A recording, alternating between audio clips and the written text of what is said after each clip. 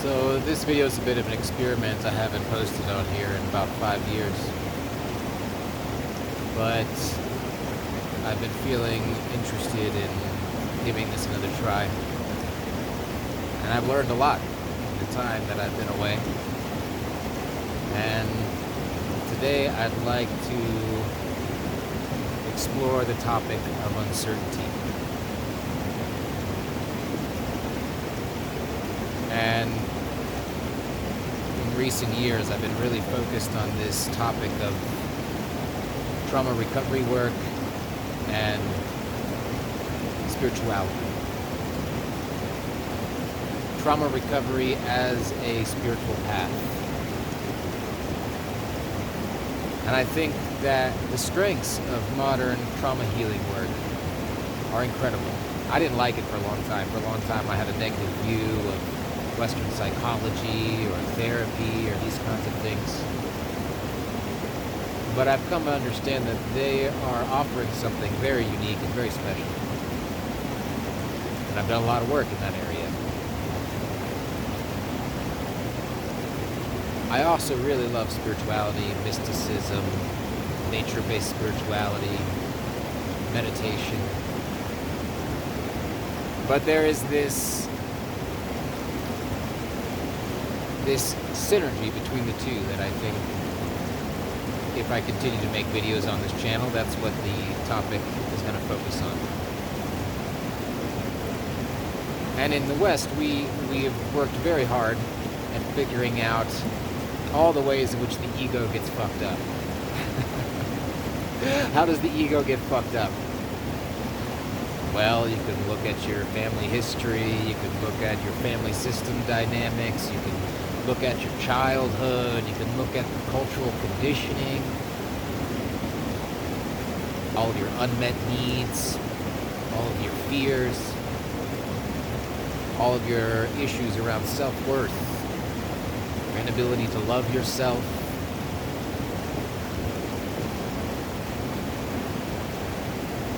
And that's all really valid. The problem with this work is that we become over-identified with it. We become over-identified with the ego, with the stories about where we come from and what they mean, and I have this pattern because my father did that, and I have this pattern because, my whatever. We become more identified with the ego instead of less identified. Now, that's not always what the healers of the modern West have been pointing to. I think they've been pointing to something much deeper and richer. But as we experience it as people on the healing path, we often experience it as this increasing identification with things. This increasing focus on, well, I am a person with trauma. I am an addict. I am a person with CPTSD. All things I've called myself in the past.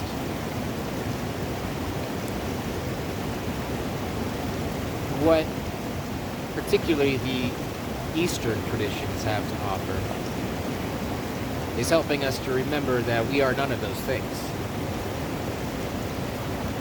None of those things are you.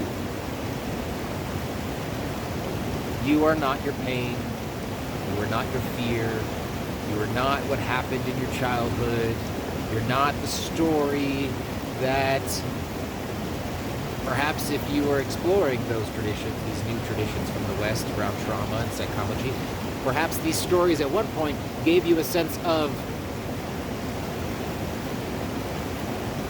relief because they help you understand things. They help you see why you were the way you were, why you believed and thought the things that you believe and think.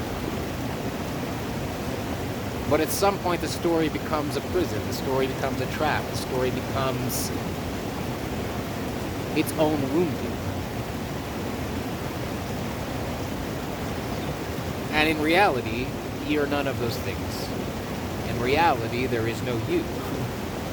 In reality, there is only this.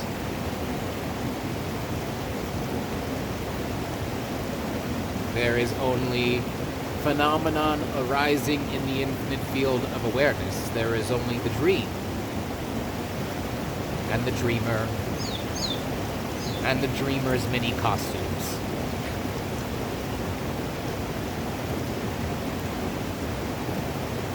And the challenge that we have is that we can become too identified with the stories. In the modern trauma recovery space, people get so identified. In the spiritual space, people doing yoga, people meditating, this kind of thing, it's a cliche that we all are familiar with: spiritual bypassing. Spiritual bypassing is a rampant phenomenon in the spiritual community. Just go to any spiritual bubble, some kirtan, some cacao ceremony, some ecstatic dance community, whatever. You're going to find a lot of spiritual bypassing. And it's very easy for us to use these spiritual concepts to hide from our own shadow. Just as it's very easy for us to become identified with the shadow and forget that there's something else. We get lost. We can go in circles for years trying to figure out, how do I express this emotion? I need to get this anger out. I need to grieve this grief. I need to talk about what happened. Valid. Sometimes that's the right move. Other times the right move is just look up. Just look up. You are none of this. It's all a dream. It's all an illusion. You create your reality with your mind. What you believe, you manifest. All of that's also true.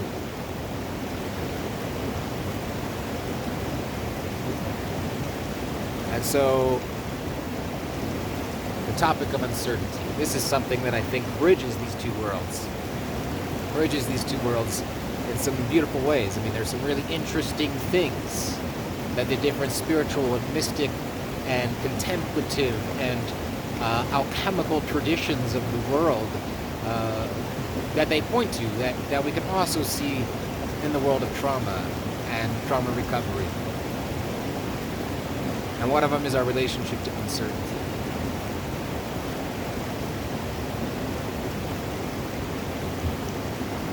From a trauma perspective, we learn to be terrified of uncertainty. Trauma, a dysregulated nervous system, this makes us terrified of uncertainty. And because we are terrified of uncertainty, we will choose a familiar hell over an unfamiliar possibility every single time. This is all unconscious, of course, until we start to become aware.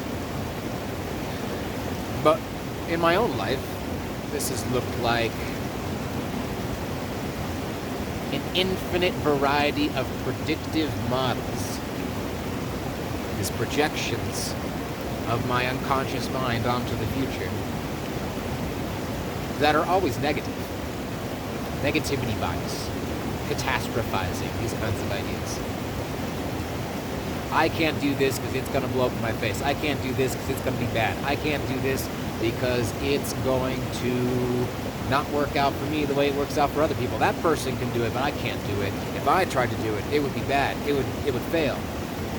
I'd be embarrassed. People would see the real me and reject me. Everything takes on a negative certainty. Well, I definitely can't take this financial risk because that will end poorly. I definitely can't talk to this woman that I'm attracted to because that will end poorly. I definitely can't take a chance on this opportunity because that'll work out poorly, just like the last opportunity. We fill the uncertainty with an artificial certainty that is negative and catastrophizing. And in some way, that is a form of regulation. We keep ourselves feeling safe. Because the possibility that I could take that chance and something could work out, way scarier than the certainty that I can't do it, the certainty that it will not work out, the certainty that something bad will happen.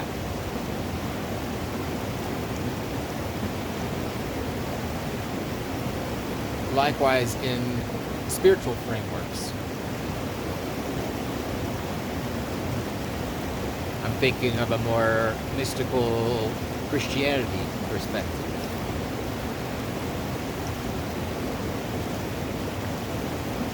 We are encouraged to let go of control. Really, in all the mystical traditions, we're encouraged to let go of control. But I'm thinking about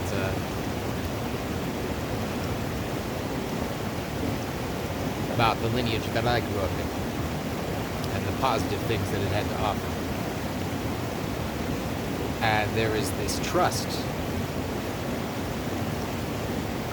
There is this scripture in the New Testament about, if God takes care of the birds and the trees, what do you think God will do for you?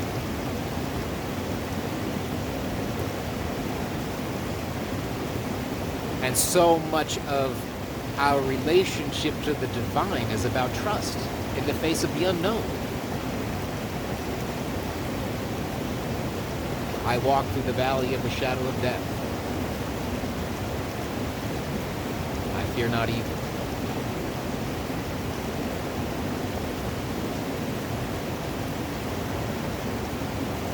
The work in both paths, whether we're looking at a secular trauma recovery path of the West, the modern West, or if we're looking at a mystical path or a religious path, a spiritual path, this topic of uncertainty is key. And the fact is, we have very little control here.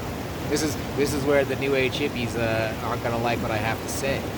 Yeah, manifestation is real, magic is real, you are the creator of your reality, all of that's real. But there's a lot of karma. And that karma is bigger than whatever power of manifestation you might have. Full stop. Just is. So how do we contend with that? How do we contend with the fact that we are existing in this ocean of karmic forces that we do not have control over? How do we contend with the world as it is, rather than trying to make it something other than it is? How do we accept the unknown? How do we accept our limitations? How do we accept who we are and not take that to a place of passivity, not take that to a place of defeatism, but take it to a place of empowerment? I can control very little here, but I can control some things. I can influence things. I can control how I show up. I can learn to change my relationship to uncertainty. I can learn that I have a kind of power that is not my power alone. And it's not the power that comes from all of the biohacks or the perfect, productive solopreneur schedule or anything like that. It's not that kind of power. It's the power to find a place within myself, between the ego and between the divine. That which you think is you is not you. You are everything. But there's a lot between the things you think are you and the everything that you are. There's a lot of space in between. There's a lot of relationships in between. And in traditions like internal family systems or Jungian psychology, you can talk about the self. And I think the self is a nice term for it, because the self is sort of represents this position inside of ourselves between the ego, the wounded self, the compulsive response patterns, the identifications. It's something behind that, but before the eternal.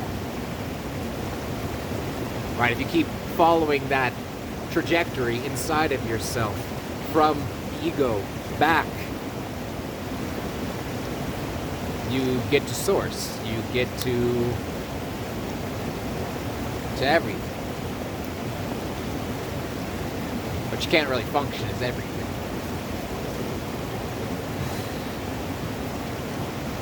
But you can function as the self. And the self holds this position between the ego and between the everything. And that's where our power lies. That's where our true power lies. It's this internal authority that is rooted in a relationship with the divine. And from that place of internal authority, rooted in our relationship to the divine, we can tend to and care for the wounded aspects of ourselves that we become identified with.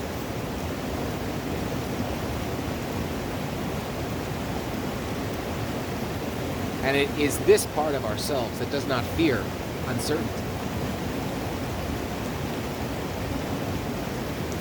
It is this part of ourselves that might even feel excited at the possibility of uncertainty, because uncertainty holds possibility.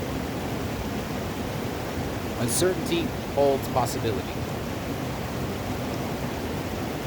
Are you going to live your life stuck in these egoic, false certainties, these predictive models of catastrophe that are keeping you stuck in your patterns, in the life that you don't want to be living? Are you going to get lost in the clouds and just go around saying, we're all one, man? There's no problems, we're all one, you know? From a certain vantage point within ourselves, that's true. It is true. Everything's exactly as it should be. Nothing needs to change. There are no problems. There's nothing to fear. Your everything is just a dream. That's also true. It's also true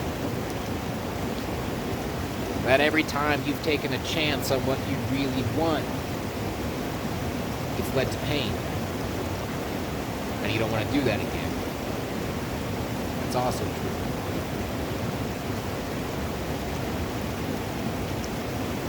And I think it is in this relationship to uncertainty that the deepest alchemy can occur. The deepest alchemy can occur in our relationship to uncertainty. I don't know what lies ahead of me. You don't know what lies ahead of you. You have no idea. You might think you know. That's probably the ego just creating false certainty so you feel safe. It's probably just an unconscious, maladaptive regulatory strategy.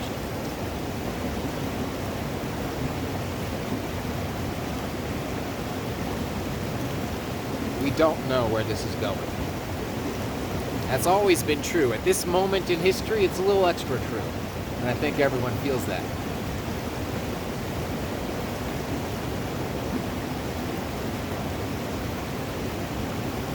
And I've been going deeper in the more Eastern mysticism side of things recently. I'm interested in all these things, and I will continue to explore all of them, and I'm sure these videos, if I continue to make them, uncertainty, will dance around a lot of different topics. But lately I've been focused on the Eastern mystical approach. And there's a really beautiful teaching in these lineages, which is the work is happening right now with that which arises in this moment. Right now I'm making this video. Right now, I'm feeling uncertainty. I'm feeling a little excitement. Feeling a little anxiety. Feeling a little imposter syndrome. And that's my work. That is where the work lies. And if we fill uncertainty with expectations, if we stay in what's comfortable because it's familiar, if we do that, well, we're not being in the moment. We're not being here. And again, being in the moment can be a bypass. We've all met those guys. They're just in the moment. It's not what I'm talking about. I'm talking about showing up in this moment to contend with and meet all that is arising in your environment, in your relationships, in your internal world, in your mind, in your heart, in your nervous system, in your physiology, the tension in your shoulders, the stutter in your voice, the fear in your head, the voice of that person from your past criticizing you. Everything that's showing up for you right now in this moment is your work. And that's not sexy. It's not exciting. It's not some grand spiritual experience where we blast off to some other dimension or we do some sacred rage ceremony and feel all this grief. None of that. It's none of that. It's a gentle, compassionate determination. I will be here in this moment, and I will contend with what arises without any certainty about what lies on the other side. We make our plans, we come up with strategies, it's important to think about the future. But that's not where the work lies. That's not where the work lies. That's not where the healing happens. The healing doesn't happen in that goal being achieved 3 months from now. That's not where the healing happens. The healing happens right here, right now, in this moment, in your internal world, based on how you show up with the fact that there are no guarantees. There are no guarantees at all for anything. You might die tomorrow. You might have all your dreams come true and still find yourself dissatisfied.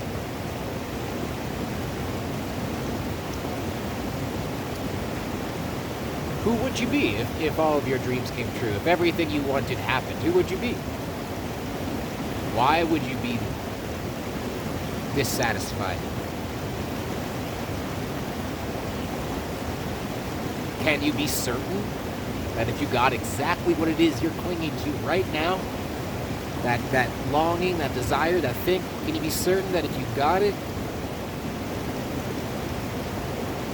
you would feel the thing is that you're trying to feel, that you would experience relief from the thing you're trying to experience relief from? Is that guaranteed? It's not guaranteed. Nothing is guaranteed. Nothing is certain.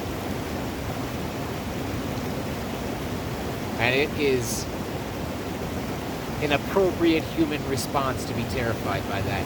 But when we contend with that terror as something that is arising in the moment, right here, right now, we are stuck in our fear of something happening in the future or not happening in the future. And in this moment, we can come back and we can see that this fear about the future is not happening in the future. It's happening right now. And we can recommit ourselves each moment over and over again to contending with that. This is where the work is. The work is right here in this moment and whatever is arising. If you get angry, that's your work. If you're disappointed, that's your work. If you're sick, that's your work. Not in trying to change things, but in changing your relationship to those things. And in this way, we can create a kind of certainty. The circumstances of life are completely unpredictable. If they were, that'd be quite boring, frankly. But these circumstances in life are completely unpredictable. And the one certainty we can create for ourselves is that decision, that determination. I'm going to show up in each moment to the best of my ability with full acceptance that I will fail, with full acceptance that I will stumble, with full acceptance that I will have moments where I can't accept that I failed and stumbled,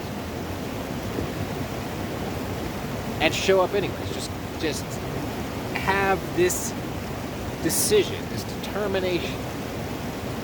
I will show up and I will meet all that arises in my moment, in this little corner of the universe that has been gifted to me. I will show up and I will tend to it. I will tend to what arises within me, and I will tend to what arises within my environment according to appropriate boundary structures and acceptance of my limitations.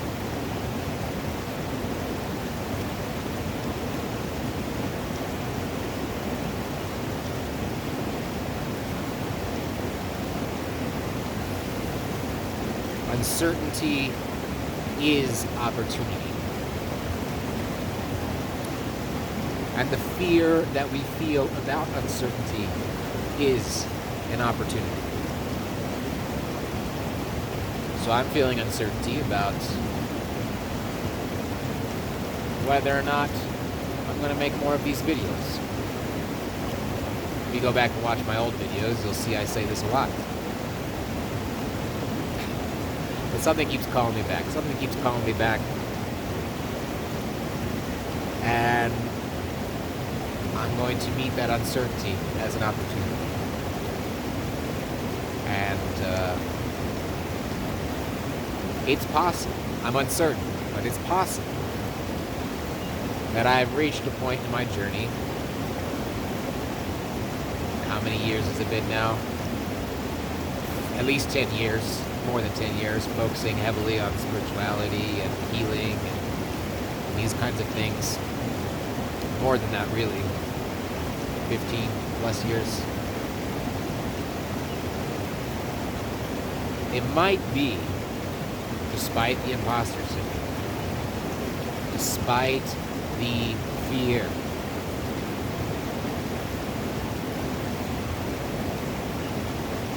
that what my head is telling me is not true, and that I am ready to be of service in this way.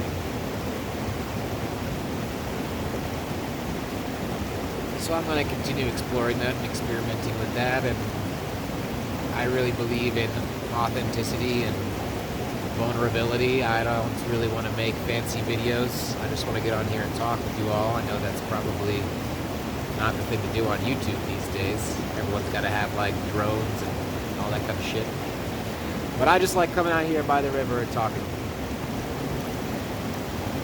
And often what I find myself saying on these videos is what I need to hear. And maybe it's something you need to hear. And maybe this uncertainty is an opportunity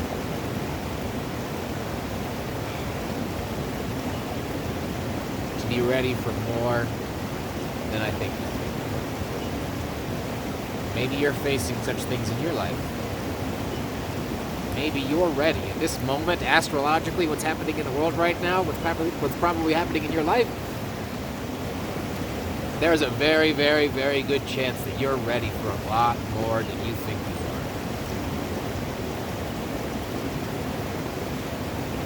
are. And it's not one of those things where if you just take a chance and you do it, and it's gonna work out. It's probably not gonna work out. You're probably gonna fail a bunch of times. You're probably gonna have to try a bunch of things. You're probably gonna have to experiment. It will probably be many leaps of faith ahead of you. But you can take those leaps of faith not from a place of disempowerment, from a place of knowing your internal strength and your internal ground, and that you have something within you that will catch you wherever you land. You have something in you that will catch you wherever you land. And that thing is both you, and it is the divine, and it is the divine you. It is all of these things. So, I think that's a pretty good first video back after 5 years.